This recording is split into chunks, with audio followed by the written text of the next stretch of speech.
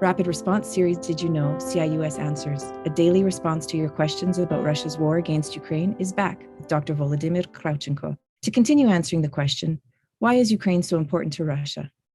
Volodymyr, in part one, you addressed this question with a focus on Russia.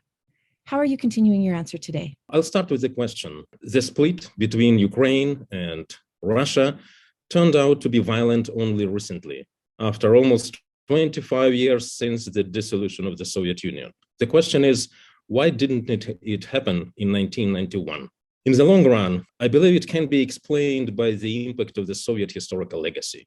Ukraine has been a part of the Russian-Soviet world for too long to overcome its gravitation rapidly. Soviet Union ceased to exist politically formally in 1991, but Soviet culture, political culture, Soviet system of values continued its agony for about 20 years or so.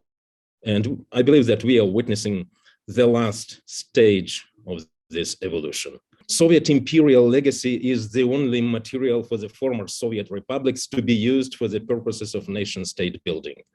The two most important successors to the Soviet Union, Russia and Ukraine, have been using it differently. Their respective nation building is following different trajectories. It must be admitted that Russian post-Soviet nationalism developed more rapidly than Ukrainian nationalism. It was facilitated by the Chechen wars and Georgian war. Both of them contributed to Russian militant imperialism.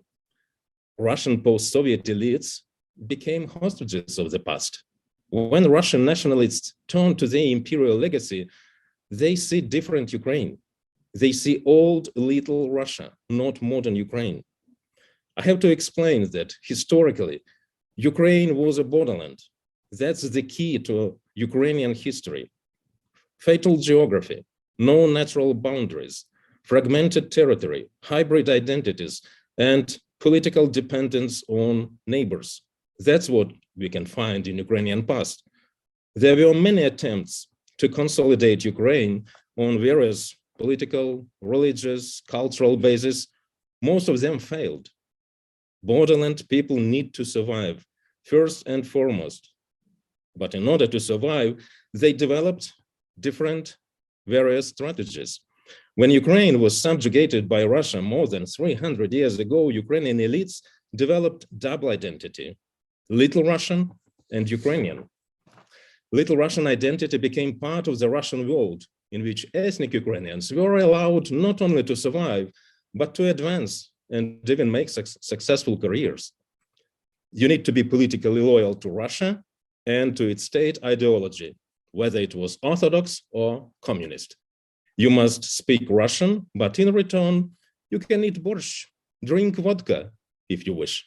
Under such conditions, Ukrainians became co-builders of the Russian Empire and its Soviet reincarnation.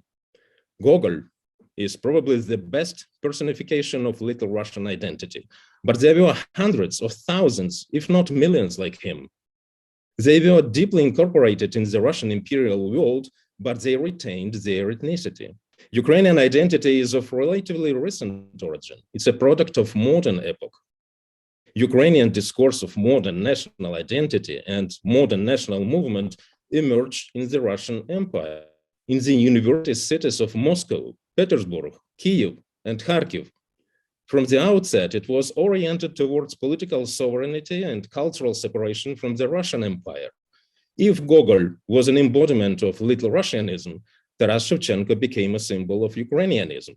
But for the Russian imperial elites, everything associated with Ukrainian modern discourse became a product of foreign intrigue. They couldn't believe that it was possible to create something different, some alternative to Russian imperial loyalty, to Russian culture and Russian language.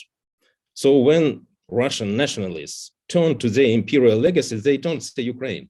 They see only Little Russia. When they turn to the Soviet Stalinist legacy, they can see only Ukrainian nationalists fighting against the Red Army.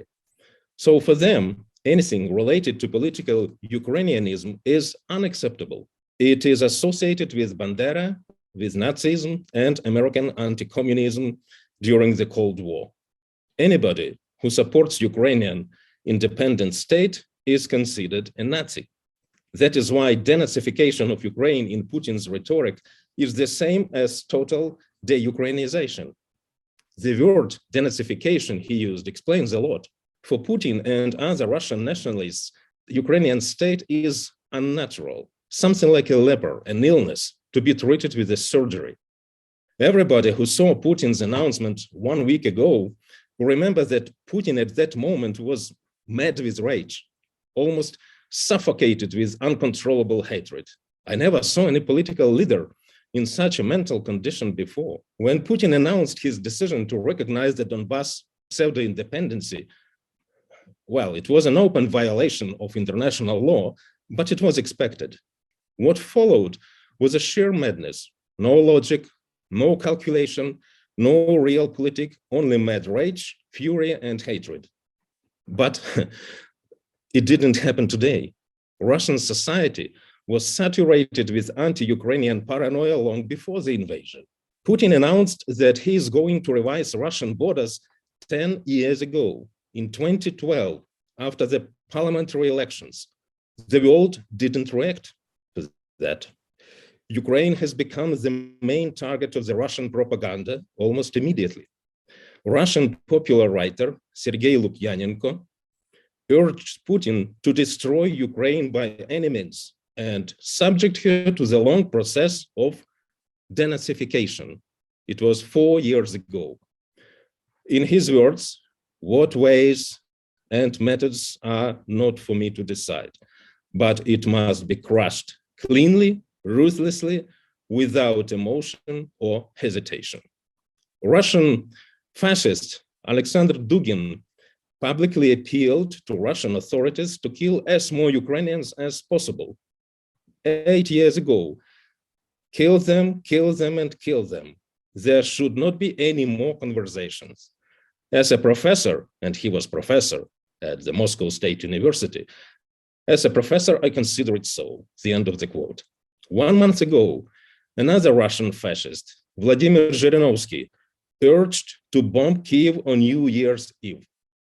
1 month ago, and recently, Pyotr Kopov, Russian journalist, called for the final solution of Ukrainian problem.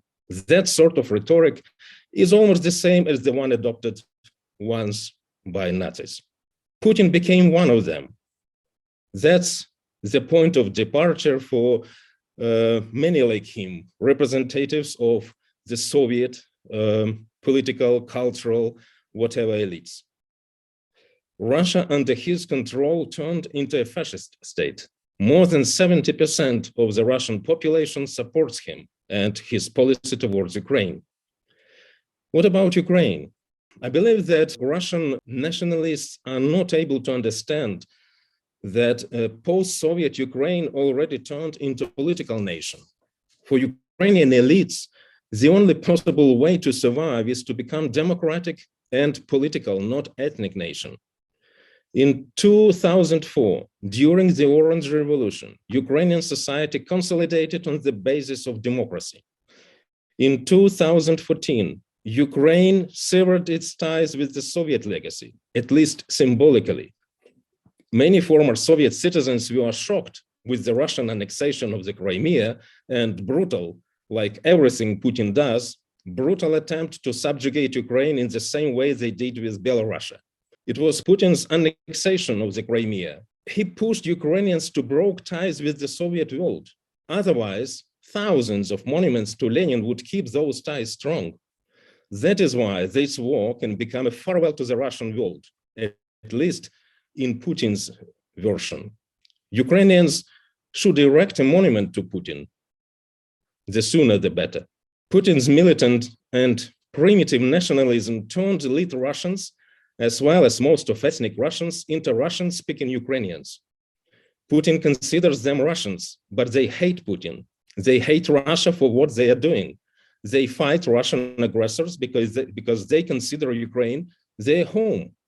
So Ukrainians need to come to terms with the Soviet-Russian legacy, with the Russian language, Russian Orthodox Church, many other things. But first, today, they need to survive. Thank you, Volodymyr. Thanks for listening. Please keep sending us your questions as we continue to explore Russia's war against Ukraine.